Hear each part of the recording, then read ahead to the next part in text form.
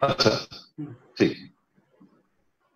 नमस्कार, पत्रिका keynote salon में आप सभी दर्शकों का स्वागत है। हमारे जितने फेसबुक व्यूअर्स हैं और छत्तीसगढ़ के जितने भी निवासी जो कि फेसबुक को लाइव देख रहे हैं, फेसबुक लाइव पे बाबा को देख रहे हैं, उन सभी का स्वागत है। और इस फेसबुक लाइव में आज हमारे साथ मौजूद हैं छत्तीसगढ़ के स्वास्थ्य मंत्री टी.एस. सिंहदेव। टी.एस. सिंहदेव साहब को वैसे तो पूरे देश में जाना जाता है, लेकिन यहाँ उनके बारे में एक बहुत ही प्रमुख चीज मैं बताना चाहूंगा कि टी.एस. सिंहदेव साहब को टी.एस. सिंहदेव के रूप में कम बल्कि टी.एस. बाबा के रूप में ज्यादा जाना जाता है, क्योंकि उनके जितने भी चाहने वाले हैं या यूं कहें उनके प्रशंसक उनको टी.एस. बाबा के रूप में ही ज्यादा पहचानते हैं, उनसे बात करते हैं, उसी में अच्छा लगता है, रखते हैं। और बाबा के साथ ही हमारे साथ मौजूद है जो मेरी अपनी टीम के साथी हैं, शिव शर्मा जी रायपुर के स्थानीय संपादक हैं। मैं और शिव जी के साथ बाबा मौजूद हैं ही। और बाबा, आज हमें कोरोना वायरस से निपटने के लिए छत्तीसगढ़ ने जो अपनी पुख्ता तैयारी की है और छत्तीसगढ़ ने इस पर किस हद तक कंट्रोल किया है और इसको नियंत्रित करने के साथ ही आगे तक की पूरी तैयारी जो स्वास्थ्य विभाग ने की है, उसके बारे में बाबा खुलकर प्रकाश डालेंगे। तो बाबा, अब तक की तैयारी के बारे में विस्तार से। इसमें ये सही है कि किस्मत में हम लोग का साथ दिया, हम लोग लकी भी रहे। कुछ परिस्थितियां हैं छत्तीसगढ़ की जिसमें ग्रामीण क्षेत्र ज्यादा है, शहरी क्षेत्र कम है। आवागमन विदेशों से तुलनात्मक मुझे लगता है कि छत्तीसगढ़ के बड़े शहरों में भी अन्य देश के राज्यों या शहरों की तुलना में कम है। और इसके साथ स्वास्थ्य विभाग ने भी तैयारी पहले चालू कर दी थी।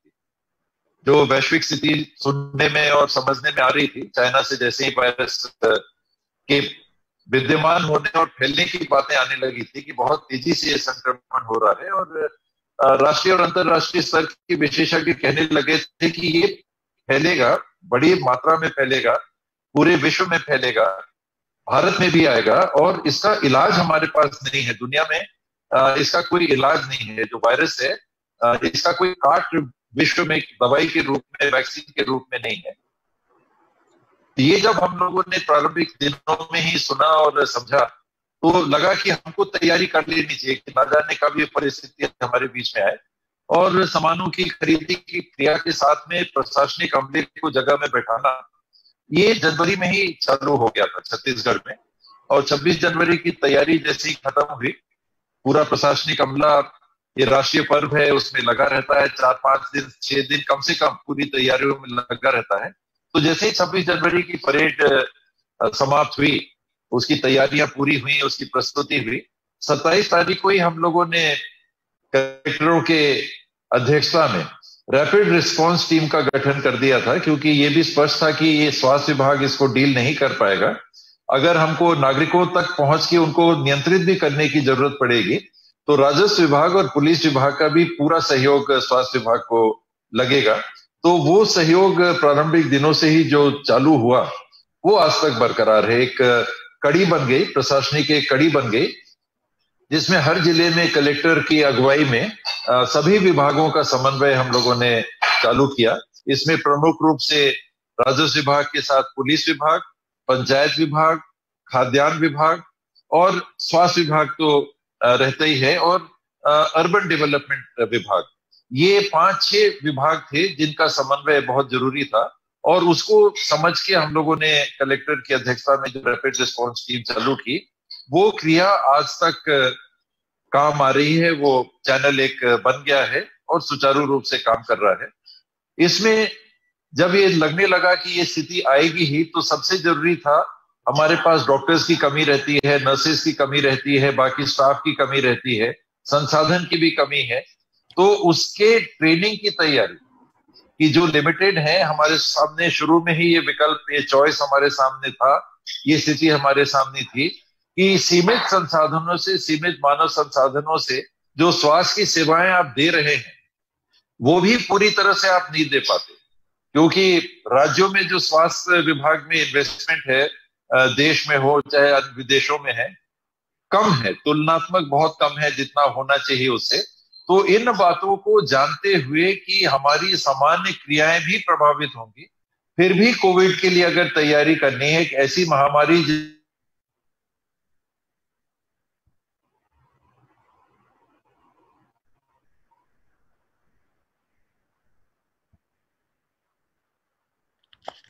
हेलो।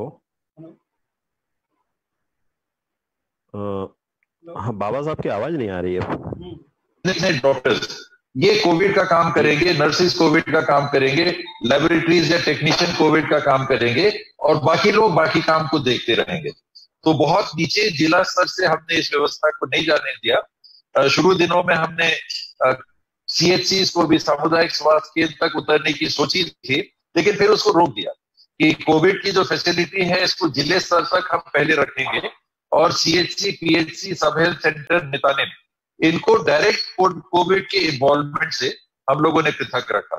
और ट्रेनिंग करने के बाद फिर अगला कदम था फैसिलिटी तैयार करना। हमारे पास कितने बिस्तर होंगे कोविड पेशेंट्स के लिए, हमारे पास कितने आईसीयू होंगे, कितने हमारे पास वेंटिलेटर्स होंगे, तो उसकी तैयारी, पूरी लॉजिस्टिक्स की तैयारी। और चालू हम लोगों ने किया एम्स रायपुर से, माना का जो 100 बिस्तर का अस्पताल बना उससे, और प्रारंभिक दिनों में एक प्राइवेट मेडिकल कॉलेज को हमने लेने की सोची थी, फिर बाद में उसको ड्रॉप किया। और जिलों में कौन सी कोविड डेडिकेटेड फैसिलिटी स्थापित हो सकती है जिसमें सामान्य स्वास्थ्य विभाग की गतिविधियां प्रभावित ना हो, तो 100 बिस्तर का हर जिले में हम लोगों ने वहां के अमले को कहा, जिला प्रशासन से लेके स्वास्थ्य विभाग, कि आप 100 बिस्तर का कम से कम एवरेज 100 बिस्तर का आप डेडिकेटेड कोविड फैसिलिटी स्थापित करिए, जिसमें जो डॉक्टर जाएंगे, जो नर्स जाएंगे, जो स्टाफ जाएगा, वो किसी दूसरे काम को नहीं करेगा और वो पृथक से रहेगा भी। उनके रहने की भी व्यवस्था अलग होगी, वो घर परिवार के साथ भी नहीं रहेंगे, तो उनके रहने की भी व्यवस्था है, मरीजों के लिए बिस्तर की व्यवस्था के साथ। फिर ऑक्सीजन के सप्लाई की बात, पाइप ऑक्सीजन है कि नहीं, फिर सिलेंडर की बात, ये सारी चीजों की एक प्लानिंग स्वास्थ्य विभाग ने की। और आज हमारे पास कोविड ट्रीटमेंट सेंटर सीधे सीधे होगा, जहां हम उपचार के लिए ऑक्सीजन इत्यादि भी हम अवेलेबल करा सकते हैं। ये 6 मेडिकल कॉलेजेस में, एम्स में और माना में, ये 8 जगह हम लोगों ने करीब 1700 बिस्तरों की व्यवस्था, अभी 1800 तक कोशिश कर रहे हैं पहुंचने की। वो 1700-1800 बिस्तर जो एडवांस स्टेज कोविड के पेशेंट्स आएंगे, जिनको काफी दिक्कत सांस लेने की इत्यादि होती रहेगी, उनके लिए। और इसके अतिरिक्त आइसोलेशन सेंटर, जहां वो इतने गंभीर नहीं होंगे लेकिन पॉजिटिव पाए गए होंगे और ऑक्सीजन इत्यादि की भी जरूरत होगी, तो सिलेंडर वगैरह से हम देख सकते हैं, आईसीयू से पृथक, एक स्टेप नीचे आईसीयू से। तो ये प्रारंभिक हम लोगों ने करीब 2700 बिस्तर स्थापित किए और अब बढ़ा के उसको 5000 बिस्तरों तक की, ये पब्लिक सेक्टर में इसकी व्यवस्था हम लोगों ने बना के रखी। और निजी क्षेत्र, जैसे रिम्स की बात है, बिलासपुर में एक अस्पताल है, आरबी कहते हैं, आरबीआई कहते हैं, कुछ एक अस्पताल वहां भी है।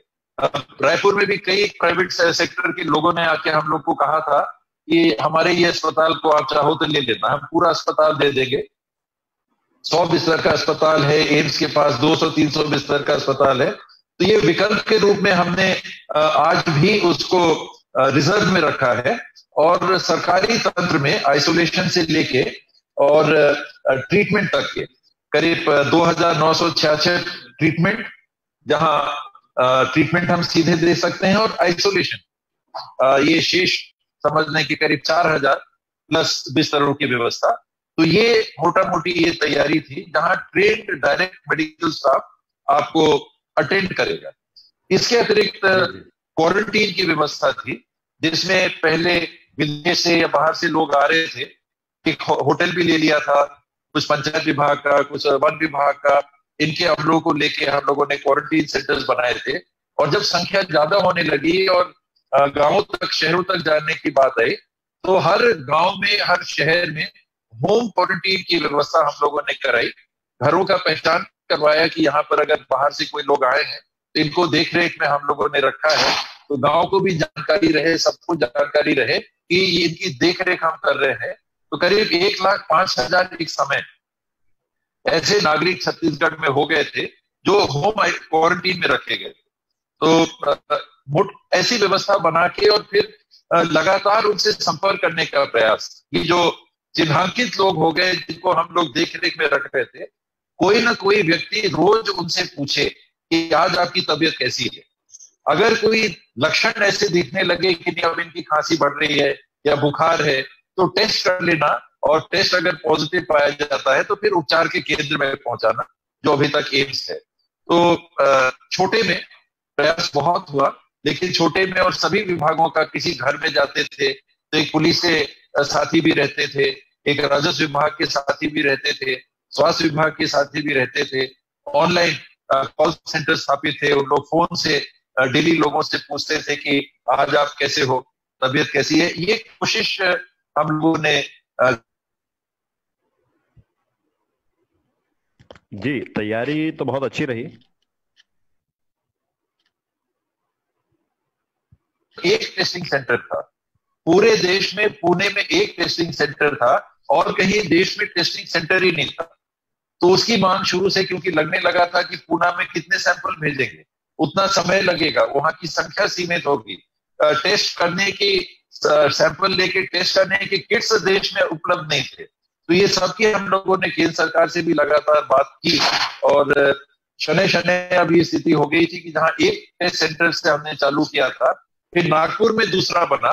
आज बात करते करते करते देश में करीब 300 बन गए हैं, और हमारे यहाँ भी हमने एम्स से चालू किया, फिर जगदलपुर में भी चालू कर दिया मेडिकल कॉलेज में, रायपुर मेडिकल कॉलेज में भी चालू कर दिया, और रायगढ़ मेडिकल कॉलेज में भी RT-PCR पद्धति से टेस्टिंग चालू कर दी। और बाकी जो 3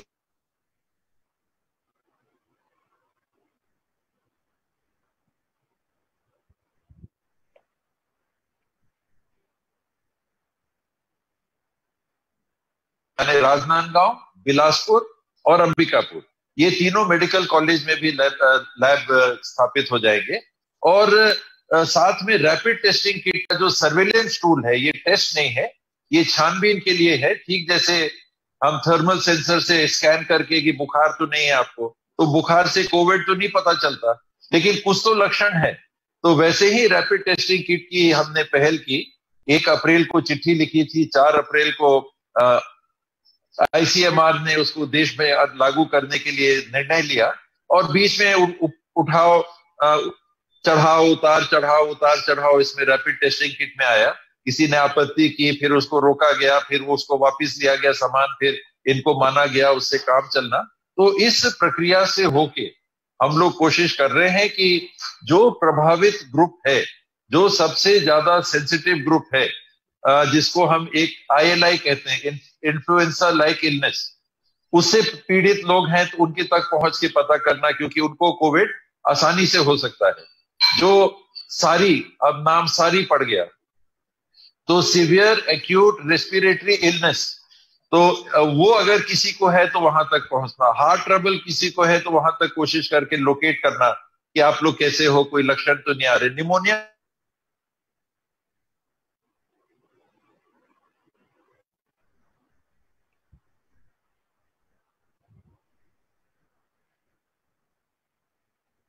चालू की गई कि आप लोग ठीक हैं, किसी को सर्दी खांसी तो नहीं है, बुखार तो नहीं है, सांस लेने में दिक्कत तो नहीं है। तो ये कोशिशें हुई, चुनौतियां आई जी। इन सबके बीच में ये तो आपकी बहुत अच्छी तैयारी है, और आगे तक की आपकी प्लानिंग बड़ी अच्छी है। एक चीज जो पूरे देश के मन में सबसे बड़ा सवाल है, हर राज्य के हर आदमी के मन में सबसे बड़ा सवाल है, जिनका अपना प्रदेश कोरोना नामक की बीमारी से, महामारी से भयावह टाइप का जूझ रहा है। हर आदमी को अपने प्रदेश में खतरा महसूस हो रहा है, लेकिन वो सोच रहा है कि छत्तीसगढ़ इतना सेफ क्यों, छत्तीसगढ़ इतना सुरक्षित कैसे। हर आदमी ये जानना चाहता है कि लॉकडाउन उन्होंने भी किया, हमने भी किया, उन्होंने भी वो हर स्टेप उठाए जो छत्तीसगढ़ ने उठाए, लेकिन छत्तीसगढ़ ने ऐसा कौन सा रामबाण उपाय किया जिसके कारण सब कुछ नियंत्रित कर दिया मात्र कुछ ही दिनों में।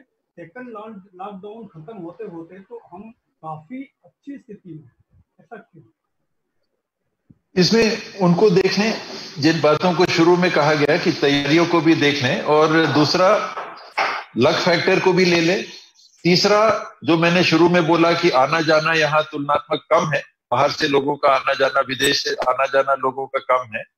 चौथा, लोगों का सहयोग ले पाना। एक क्रिया जो विभाग ने की, वो लोगों तक इस बात को पहुंचाने की कि ये बहुत गंभीर बीमारी है, एहतियात हम सबको बरतना होगा, और प्लीज अगर कोई लक्षण है तो आगे आइए। हम लोगों के पास प्रारंभिक में कई ऐसे बच्चे या लोग जो विदेश से आए थे, वो हम उनके पास पहुंचे, उसके पहले उन्हें आके बताया कि हमको कोई लक्षण तो नहीं है, आप हमको टेस्ट कर लीजिए। तो विभाग ने जो संदेश देने की कोशिश की वो भी काम आया। और बहुत बड़ा सफलता का फैक्टर कि लोगों का सहयोग। आप देखें कि 1,05,000 लोग अगर होम क्वारंटीन में है तो ये कोई आसान चीज नहीं है। और गांव-गांव की व्यवस्था को आप देखें कि लोगों ने उस संदेश को ग्रहण करके अपनी व्यवस्था बना ली कि हम ना तो गांव में किसी को आने देंगे, ना गांव से किसी को बाहर जाने देंगे। तो शासन की ओर से, विभाग की ओर से जो पहल हुई, ये लोगों ने भी बड़े पैमाने पे ग्रहण किया। ये दिक्कत आती है शहरी क्षेत्रों में जहां लोग उतना बात नहीं मानते, ये इसको उतना गंभीरता से नहीं लेते और तुलनात्मक ज्यादा फ्रीडम कि नहीं ठीक है, कुछ तो नहीं हो रहा, क्यों हमको रोका जा रहा है। ये गांव में सतर्कता ज्यादा है, शहरों में स्वच्छंदता ज्यादा है कि फ्रीडम चाहते हैं लोग ज्यादा है। प्लस समय पे जो प्रभावित लोग थे उनके पास पहुंच जाना। एक इसमें कहा जाता है वायरल लोड को, कि अगर लोग ठीक हो रहे हैं, वायरल लोड अगर गिरता जाता है तो आप ठीक होते जाते हैं। तो जिस पैमाने में आप प्रभावित हो गए हैं उसको मान लीजिए वायरल लोड। तो अगर आप ज्यादा समय तक संक्रमण के संपर्क में बने रहे तो एक से आपको 10% हुआ, दूसरे से 20% हुआ, तीसरे से 30 इत्यादि, यानी वायरल लोड आपका बढ़ता गया, धीरे धीरे बढ़ता गया। और जल्दी अगर हम आपके पास पहुंच सके तो हमने आपको अस्पताल पहले पहुंचा दिया। और वहां अस्पताल में मुख्य रूप से ये रामबाण नहीं था, लेकिन मुख्य रूप से वहां पर आप अलग से रहे। और इम्यून सिस्टम आपका देखिए, इसमें यंगस्टर्स भी आए, महिलाएं भी आई, एल्डर्स भी आए, अलग अलग एज ग्रुप के लोग आए। एक व्यवसायी था जो दिव्यांग है, रायपुर के, 64 साल के थे। एक महिला बिलासपुर की थी, वो भी करीब 64 साल की थी। एक 74 साल के बुजुर्ग भी थे, प्रेग्नेंट लेडीज भी थे जिनके लिए हम लोग बहुत चिंतित थे। जो सेंसिटिव मैंने नाम गिनाए थे उनमें प्रेग्नेंट लेडीज का छूट गया था, गर्भवती महिलाओं का छूट गया था। ये भी बहुत प्रभावित हो सकते हैं कोरोना से नेगेटिव रूप में, जैसे हार्ट डिजीज का हो गया। तो जल्दी लोगों को अस्पताल पहुंचाना, और वहां डॉक्टर साहब की निगरानी में एम्स के डॉक्टर्स ने बहुत अच्छा काम किया। एक पेशेंट अपोलो से भी ठीक हुई जो लेडीज थी। पर मेन फैक्टर मुझे लगता है कि स्वास्थ्य विभाग समय से उन लोगों के पास पहुंच सका। बाबा साहब, एक सवाल ये है, मतलब यहाँ क्या, मतलब पूरे देश में पूछा जा रहा है या जो क्रिटिसाइज भी किया जा रहा है कि अपने यहाँ मरीज इसलिए कम है विदेशियों की तुलना में क्योंकि अपने यहाँ टेस्टिंग उतनी मैसिव नहीं हो पा रही। जो टेस्टिंग डेंसिटी है वो बहुत ही लो है। इस पे आप क्या कहेंगे? अच्छा, आपके नेता राहुल गांधी भी लगातार टेस्टिंग डेंसिटी बढ़ाने की बात करते रहे हैं, इस पे आप क्या कह रहे हैं? इसमें अगर छत्तीसगढ़ का औसत देखेंगे तो कल तक की रिपोर्ट में 18,000 से कुछ ठीक ऊपर 18,039 ये हम लोगों ने टेस्टिंग कल तक की हुई थी RT-PCR पद्धति से। रैपिड टेस्टिंग को मैं नहीं गिन रहा। और ये औसत अगर हमारे 3 करोड़ की आबादी हो गई है तो 3 करोड़ की आबादी में ये करीब 603 बनता है, 601.3 बनता है। तो 601.3 राष्ट्रीय औसत से ज्यादा है। ये संतोष का विषय नहीं है, लेकिन राष्ट्रीय औसत जो टेस्टिंग की थी उससे छत्तीसगढ़ कुछ आगे था। और ये जो हमारी सीमाएं थी, क्योंकि टेस्टिंग लैबोरेटरीज ही नहीं है हमारे पास, जो टेस्टिंग लैबोरेटरीज हैं वो ही करीब करीब उतने हैं। ये पूल टेस्टिंग का तो बाद में आया, उसके पहले तो पूल टेस्टिंग की सुविधा नहीं थी। अब हम 1000, 1200, 1300 टेस्ट रोज कर पा रहे हैं RT-PCR से। पहले ये 200, 300, 400 होता था। अब पूल सिस्टम में 3-3 स्वैब को एक साथ लेके डॉक्टर साहब लोग कर रहे हैं, अब टेक्नीशियन हमारे कर रहे हैं। और इनके अतिरिक्त जो राहुल जी का आपने कहा, तो हम लोगों ने रैपिड टेस्टिंग किट को इसीलिए अपनाने में इतना बल दिया कि और कोई साधन नहीं है कि कम समय में हम ज्यादा टेस्ट कर पाए। हमारी लिमिट है 1200 की। 1200 से मान लीजिए अगर 1200 है तो महीने में 36,000 हो गया, और हमको टेस्टिंग करना है 3 लाख। तो अगर 36,000 आप एक महीने में कर सकते हो तो 3 लाख आपको करना है तो 10 महीने लगेंगे। 10 महीने आप सोचिए। तो हमारी जो सीमा है हमारे पास संसाधन ही नहीं है उतने। ये देश के सामने भी यही बात थी, हमारे सामने भी यही बात थी। तो उसको पूरा करने के लिए ये हमने प्रयास किया रैपिड टेस्टिंग किट का, और आंशिक सफलता, हालांकि उसमें थोड़ा सा हम लोग निराश भी हुए कि हमारे यहाँ पॉजिटिव आए, लेकिन सूरजपुर जिले में जो लोकेट हुए, आज 6 पॉजिटिव रैपिड टेस्टिंग किट के माध्यम से हम लोकेट कर सके। जो राहुल जी आपने कहा, बार बार कह रहे थे, अगर रैपिड टेस्टिंग किट का प्रोटोकॉल हम नहीं अपनाते तो पक्का मान के चलिए कि जजावल में जो 6 पेशेंट सामने आए, हमको नहीं पता चलता, वो झारखंड चले जाते, बाकी लोग अपने घर चले जाते और हमको पता नहीं चलता। तो ये कोशिश कर रहे हैं हम लोग कि इसको बढ़ाएं, टेस्टिंग का जो दायरा है इसको बढ़ाएं। रैपिड टेस्टिंग किट टेस्ट नहीं होगा, वो छानबीन होगी केवल, और अंततः उसमें से टेस्ट होगा आरटीपीसीआर। आपने बताया जैसे थर्मल स्कैनर है, उसकी एक हायर डिग्री जी हो गई जी, उससे 4-6 कदम आगे। जी, छत्तीसगढ़ सहित मेरे ख्याल से पूरे देश में और बढ़ाने की जरूरत है, क्योंकि कल अकेले मेरे ख्याल से 38वां दिन था लॉकडाउन का, 37वां 38वां दिन, उसमें 2500 से ज्यादा पॉजिटिव आए हैं पूरे देश भर में। तो मतलब यह है कि लॉकडाउन पूरा होने जा रहा है सेकंड दौर का, उसके बावजूद मरीज कम नहीं हो रहे, मरीज लगातार नए मिल रहे हैं। तो टेस्टिंग कैपेसिटी हमें लगातार बढ़ाने की निश्चित रूप से, इसीलिए वो 3 लैब भी हम लोग बढ़ाने की कोशिश कर रहे हैं, और लगातार ये पहल केंद्र सरकार से भी कर रहे थे कि मान लीजिए एम्स में जो हमारी लेबोरेटरी है, आज हम मैकेनिकल प्रोसेस से उसको टेस्ट कर रहे हैं। जो आरएनए डीएनए एक्सट्रैक्शन करना है वो हाथ से हिला के या जो भी प्रोसेस है, मैंने जाके देखा तो नहीं, पर डॉक्टर्स ने बताया कि वो मैन्युअल है आज भी। अगर हम automated RNA DNA extractor machine लगा देंगे तो वहां की कैपेसिटी डबल हो जाएगी। आज 9 घंटे लगते हैं, 9 से 10 घंटे लगते हैं। ये आरएनए के दो स्टेज की टेस्टिंग पहले होती है, तो करीब 2.5-3 घंटा एक स्टेज में लगता है। फिर डीएनए एक्सट्रैक्शन होता है, उसमें 2.5-3 घंटा फिर लगता है। तो करीब 9 से 10 घंटे एक ग्रुप ऑफ सैंपल्स को टेस्ट करने में समय निकल जाता है। और अगर 100 की किट आती है, करीब 90 एक साथ हो पाते हैं, तो ये 10 घंटे के स्पैन में करीब 200, समझिए 180 ट्यूब्स ही जा पाती हैं, केवल 180। और दूसरे भाग 12 घंटे में हम करते हैं तो 360, और हमारी संख्या केवल बढ़ रही है क्योंकि इंटू 3 हम कर पा रहे हैं कि 3 सैंपल हम पूल टेस्टिंग में कर रहे हैं। अगर ऑटोमेटेड ये यूनिट लग जाएगी तो मुझे डॉक्टर साहब ने बताया कि डबल हो जाएगा, टेस्टिंग टाइम हाफ हो जाएगा, तो हमारी कैपेसिटी डबल हो जाएगी।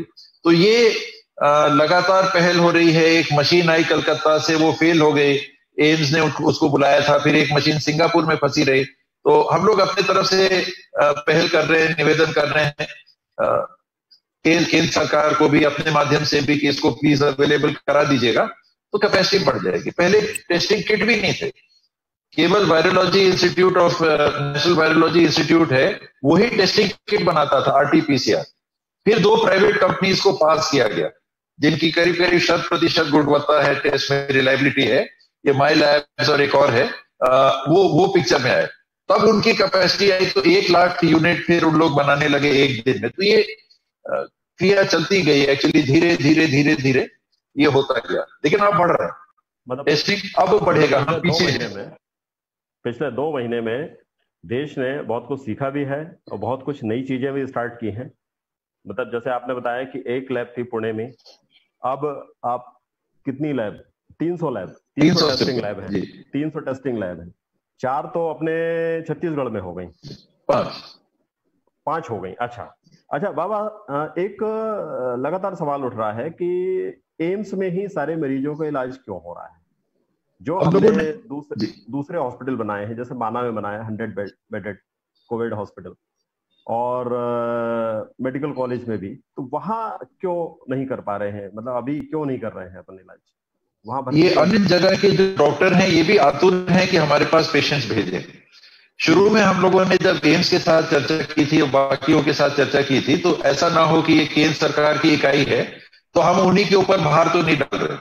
तो जो हम लोगों ने छत्तीसगढ़ में व्यवस्था की, ये केंद्र के एम्स के डायरेक्टर हैं नागरकर जी, उनका भरपूर सहयोग मिला, बहुत भले व्यक्ति भी हैं और बड़ा सहयोग उन्होंने दिया। तो उनके साथ हम लोगों ने रोड मैप बनाया कि कैसे करेंगे।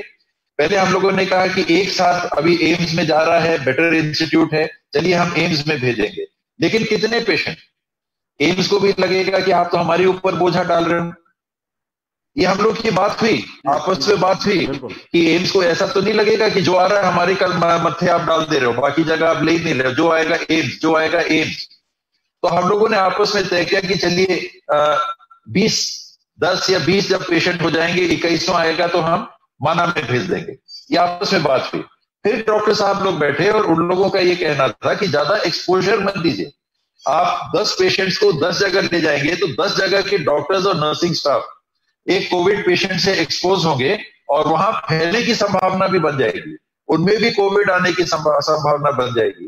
तो डॉक्टर्स की सहमति से, और विशेष करके एम्स जहां एक मेल नर्स भी पॉजिटिव पाए गए, तो उन लोगों ने स्वीकार किया कि नहीं ठीक है, अभी आ रहा है, आगे तो अपने को लोड डिवाइड करना है, लेकिन अभी आ रहा है, इतनी संख्या में है तो हम डील कर लेंगे। तो ये बड़ा सहयोग उनका रहा और डॉक्टर्स का निर्णय रहा ये बाकायदा कि 10 जगह करने के बजाय अगर जब तक संख्या नहीं बढ़ती है एक जगह करिए, क्योंकि दोनों बात आई, जैसा आपने कहा कि हमको भी नहीं पता चलेगा अगर और जगह नहीं भेजेंगे कि हम क्षमतावान हैं कि नहीं, उनकी हम देखभाल कर सकते हैं कि नहीं, क्या केवल एम्स पे हम निर्भर करेंगे।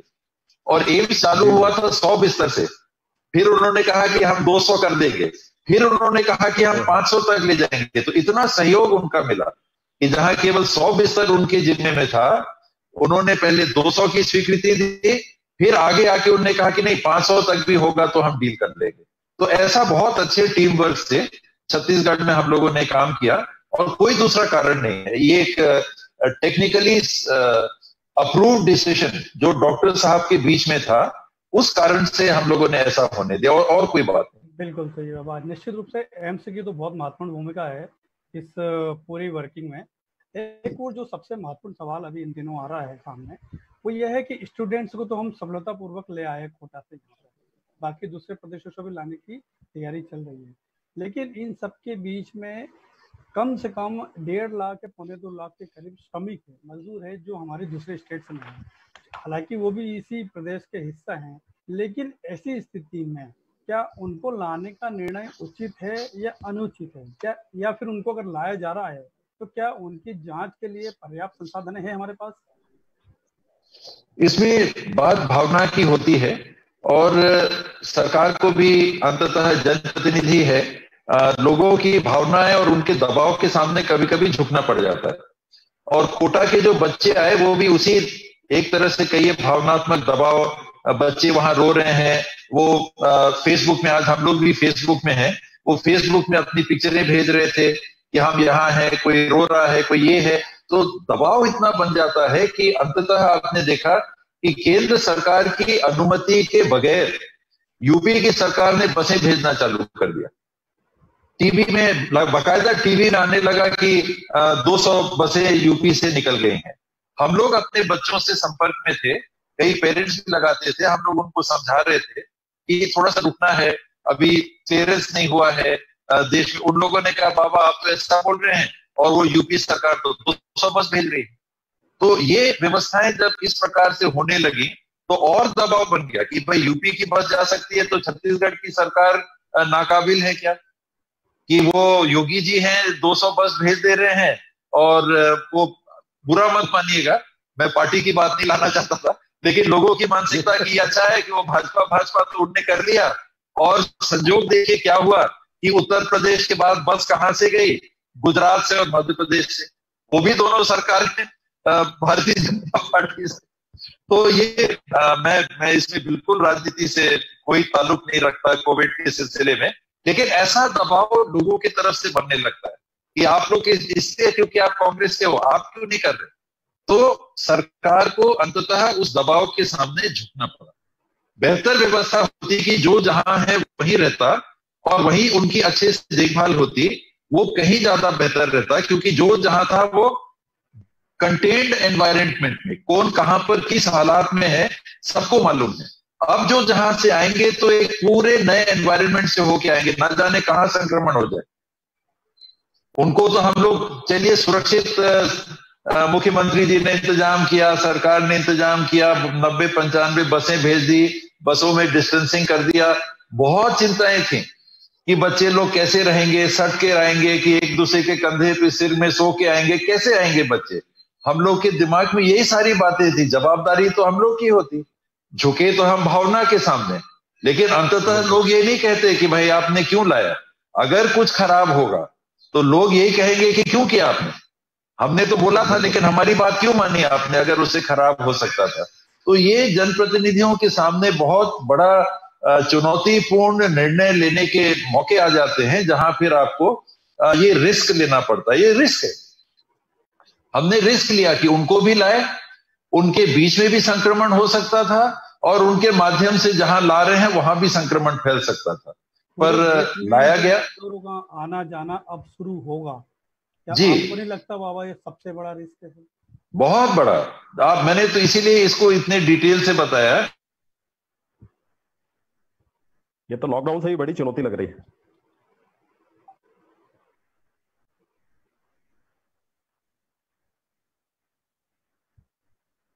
हजार मजदूर चिन्हांकित है, एक जिले में 36,000 और उसमें एक ब्लॉक में 18,000, ये 8,000 सॉरी, और एक ब्लॉक में 6,000। तो पामगढ़ और बगल के ब्लॉक में 14,000 मजदूर चिन्हांकित, 2 ब्लॉक में, एक जिले में चांपा जांजगीर में। अब वो वहां से आएंगे, किस हालात में होंगे उन लोग, तो फिर जनप्रतिनिधि के सामने क्या चॉइस रहता है।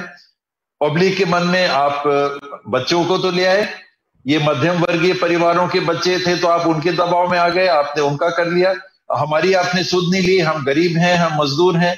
तो ये डायरेक्ट सवाल और डायरेक्ट दबाव सरकारों के सामने और जनप्रतिनिधियों के सामने आता है कि, और कारण क्या था कि वो आसान था 2,000 बच्चों को लाना, 90 बस भेजिए एक साथ एक जगह से ले आइए, और वो चिन्हांकित संख्या है। यहां जब हम लोगों ने बस की बात सोची तो ये बात प्रशासन के कुछ लोगों ने कहा कि एक बस हमने अगर भेजी, कैसे कंट्रोल करिएगा कि उस बस में, उस जगह जहां 6,000 लोग होंगे, केवल 25-30 लोग बस में बैठे। 50 की बस है, हमको सोशल डिस्टेंसिंग भी मेंटेन करना है, आप कैसे कंट्रोल कर पाओगे।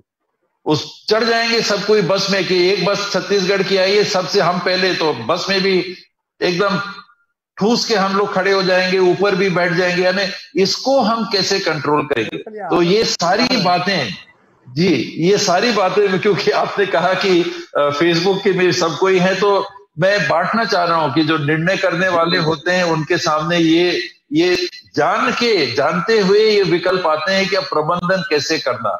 वो हमारे बीच के हैं, हमारे बेटी हैं, बेटा हैं, बहुरिया हैं, भाई हैं, फंसे हुए हैं, फोन आता है, खाने को नहीं पूर रहा, पहले रोटी देते थे अब रोटी आधी कर दी।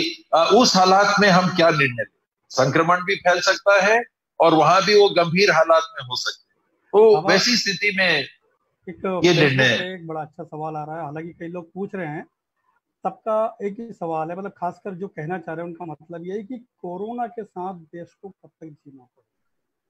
जी, कोरोना के साथ, इस महामारी के साथ, इस वायरस के साथ पूरे विश्व को और हमारे देश को कब तक जीना पड़ेगा। ये जैसे कोई भी वायरस आता है तो वो जल्दी छोड़ता नहीं। पोलियो के वायरस से हम आज तक जूझ रहे हैं, आज भी अपने बच्चों को हम पोलियो का ड्रॉप हर साल एक निश्चित समय में पिलाते हैं। हेपेटाइटिस है हमारे बीच में है, मलेरिया है हमारे बीच में है, सार्स है हमारे बीच में है, वो जो ये अरब देशों से बीमारी आई थी वो हमारे बीच में है, डेंगू हमारे बीच में है। तो ये बीमारियां हमारे बीच में रहने वाली। लोग तो ये कह रहे हैं कि लंबे समय तक, कई पीढ़ियों तक हो सकता है। जैसे ये बीमारियां चली आ रही हैं, छोटी माता है, बड़ी माता है, कुछ को हमने हरा दिया, कुछ को मार दिया।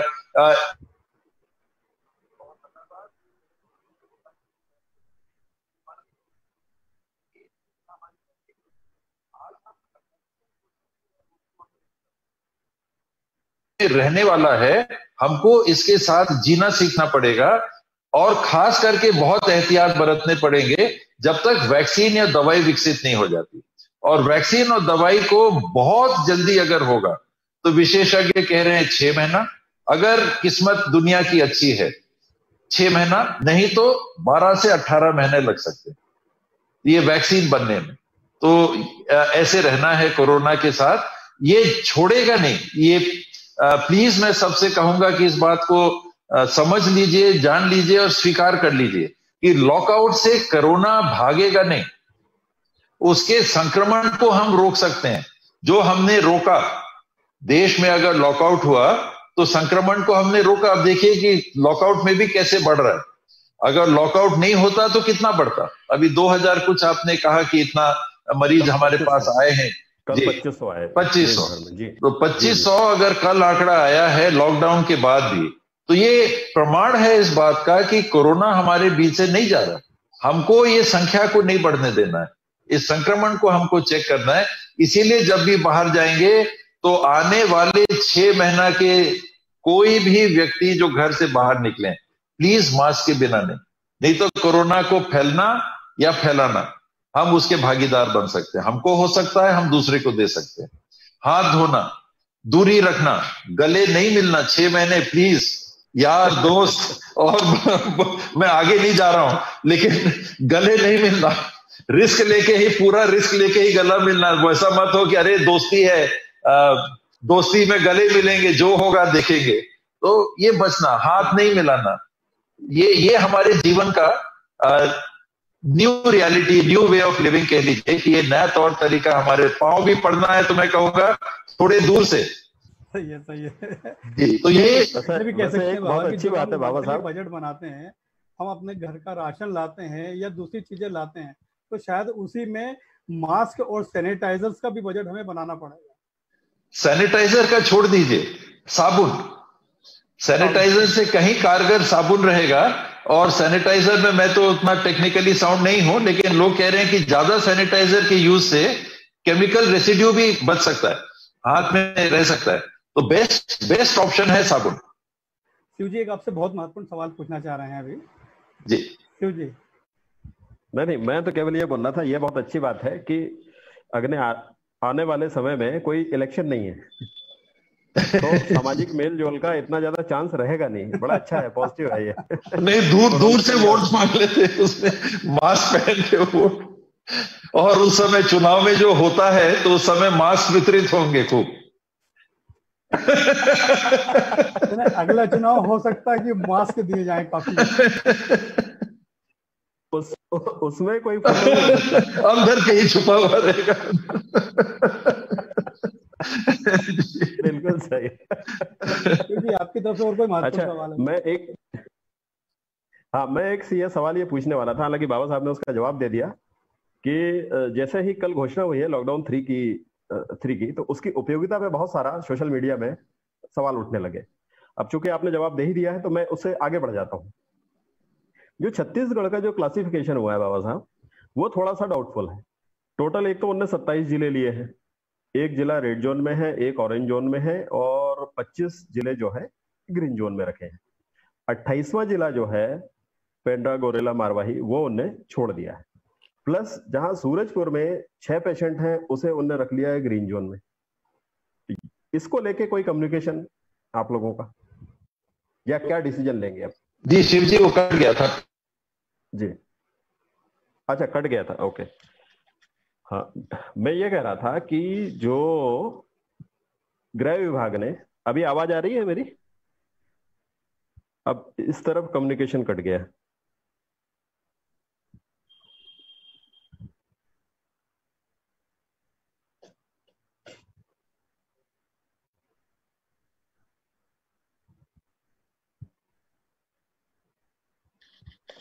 हेलो हेलो हेलो, मुझे ऐसा लग रहा है कि 40 मिनट हो गए हैं, तो हो सकता है। हेलो जी, आपकी आवाज तो आ रही है लेकिन बाबा साहब की आवाज नहीं आ रही। मुझे ऐसा लग रहा है कि 40 मिनट हो गए हैं, तो सेशन कहीं खत्म ना हो गया हो। लेकिन ये तो फेसबुक लाइव भी है, तो इसमें कैसे होगा? जी शिव जी, अभी आ रही है आपकी आवाज। ये यहाँ हम लोग के एंड पे कनेक्शन थोड़ा कमजोर। जी। अच्छा। सबसे बड़ी बात, क्योंकि कुछ कम्युनिकेशन में थोड़ा सा टेक्निकल प्रॉब्लम रहा। शिव जी बताइए, जल्दी पूछिए आपका एक सवाल।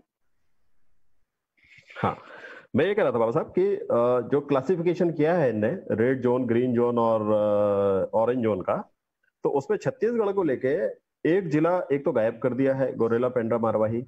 दूसरा, सूरजपुर में जहां 6 पेशेंट हैं उसको ग्रीन जोन में रखा है। तो ऐसा कैसे? मतलब वहां की जनता मिसकम्युनिकेट भी हो सकती है, मतलब जरूरी नहीं है कि वो अपने हिसाब से पालन करे। तो इसको लेके कोई केंद्र से कम्युनिकेशन सरकार का हो रहा है, या सूरजपुर को लेके अलग से कोई निर्देश है कि वहां रेड जोन जैसा ही ट्रीटमेंट रखना है? जी, आप बिल्कुल सही कह रहे हैं, इसमें चूक हुई है और प्रशासकीय काम में कभी कभी ऐसा हो जाता है। एक सूरजपुर, 3 तो कल आए, तो हो सकता है उनका क्लासिफिकेशन उसके पहले तैयार हो गया हो, लेकिन एक तो 2 दिन पहले कंफर्म हो चुका था। तो सूरजपुर का एक पेशेंट आने के बाद उसको रेड डिक्लेयर कर देना था, और वो रेड मानना चाहिए अपने को। सूरजपुर आज के दिन रेड है, रेड डिस्ट्रिक्ट में अपने को मानना चाहिए। दूसरा, रायपुर में जो रेड किया गया है, ये भी, इस पे भी प्रश्न चिन्ह लगा हुआ है, क्योंकि रायपुर शहर से कोई पॉजिटिव केस पिछले 14 या 21 दिनों में कोई केस नहीं आया है। यहाँ पर केवल एक हॉस्पिटल में जो मेल नर्स हुए थे वो हॉस्पिटल के अंदर के थे, और मेरी जानकारी में जो परिभाषा रेड जोन की है उसमें हॉस्पिटल एग्जेम्प्ट है, वरना जिस शहर में हॉस्पिटल होगा वो तो परमानेंट रेड जोन हो गया। एक तरफ आप सेवा दे रहे हैं और दूसरी तरफ वहां के नागरिक तो पूरे टाइम रेड जोन की ही परिभाषा के अंतर्गत उनका जीवन यापन चलेगा। तो वो सेक्रेटरी लेवल पे भी बात हो रही है, प्रशासन लेवल पे भी बात हो रही है, शासन लेवल पे भी मुख्यमंत्री जी ने भी एक पत्र लिख दिया है। तो मुझे लगता है कि जो त्रुटि है वो सुधर जाएगी, और एक जिला जो छूटा है पेंड्रा मारवाही गौरेला, तो वो भी मेरे ख्याल से एक त्रुटि हुई है, वो जुड़ जानी चाहिए। बाबा, आप हमारे बीच मौजूद हुए हैं और फेसबुक में हमारे जितने भी साथी जुड़े हैं, दर्शक जुड़े हैं, उन सभी को आपने बहुत ही काम की और उपयोगी जानकारी दी है। साथ ही आपने जो अपील की है कि अब वो बहुत सतर्कता से रहे, मास्क लगा कर रहे, निश्चित रूप से वो उन चीजों का पालन करेंगे।